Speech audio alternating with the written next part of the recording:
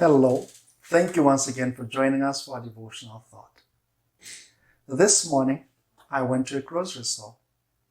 And while there, I had an opportunity to talk to one of the cashiers.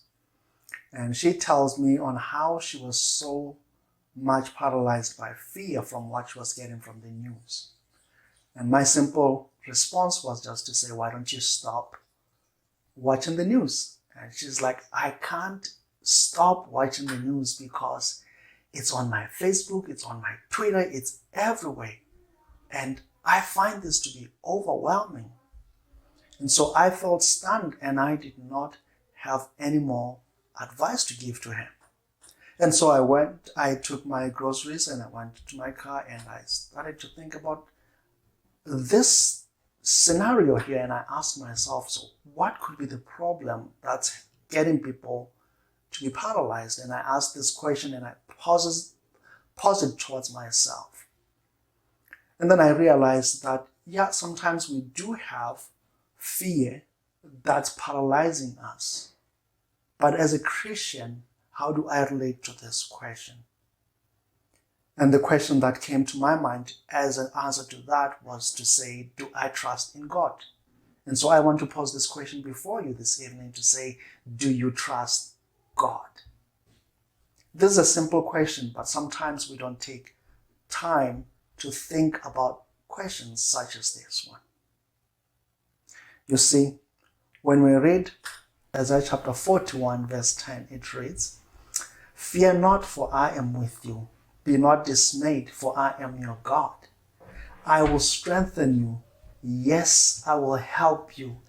I will uphold you with my righteous right hand." What a promise from God. So God here wants us to know that He's always with us. And this, you can be rest assured that every time you hear the Bible say, do not fear or fear not, it's always followed by these four words. I am with you. God wants us at all times, when we feel afraid, to know that He is with us. You know, one of the best principles to interpret the Bible is the principle of first mention. So I want us to go back to Genesis, to think about Genesis, whereby the word fear was first mentioned, and see what the problem was. You see, we find this mentioned in Genesis chapter 3, where God comes down to the garden and Adam and Eve were hiding. In talking to Adam and Eve, God asked Adam what happened, and Adam responds, I heard you walking in the garden, and I was afraid because I was naked, so I hid. So Adam and Eve here, they are naked because of the sin they have allowed to come between them and God. You see, by not listening or obeying to God, Adam and Eve have taken the power upon themselves to say they will be responsible for their lives. They are not going to listen to God, but they are going to listen, in this case, to the devil. They have placed the devil in the place of God. You see, this thought always here brings this conversation that I had with my friend back home about his concern. His concern is that, but why would God just make a small issue like this, just somebody eating an apple or a pear, to be a cause of division between him and his children? And when I was thinking about that, after he asked me that question, this experience that I had came into my mind. An experience where one day I was working as an HIV and AIDS counselor. I get a call from my supervisor.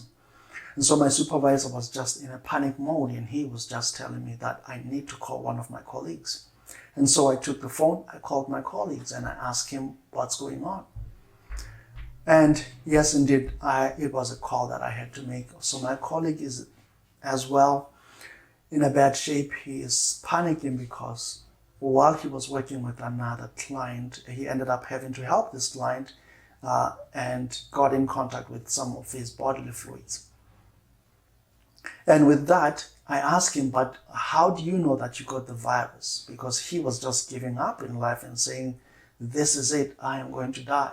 And so I asked him, how do you know you have the virus? And he tells me, man, I discovered I have a small laceration on my finger. The moment he said that, I knew exactly what he was talking about. Because you see, it doesn't take much for us to be even affected by things, even in this life. You see, sometimes it's those small things that we tend to minimize that affect our relationship with God. And when those things are in between our relationship with God, when they have built those dura walls between us and God, and like those days, sometimes you've done that small little thing and you try to pray to God and you feel like your prayer is not even reaching the ceiling. Yeah, those small little things do affect our relationship with God. But God wants us, he's telling us in this verse here that we do not have to be dismayed. Do not be dismayed. So do not be paralyzed by fear. Know that I am with you. You see, 2 Timothy chapter 1 verse 7 tells us, fear is not of God. Fear is not of God. So fear here is a tool that the enemy is using to defeat us, to hold us captive, to get us to forget of the source of our salvation, which is God.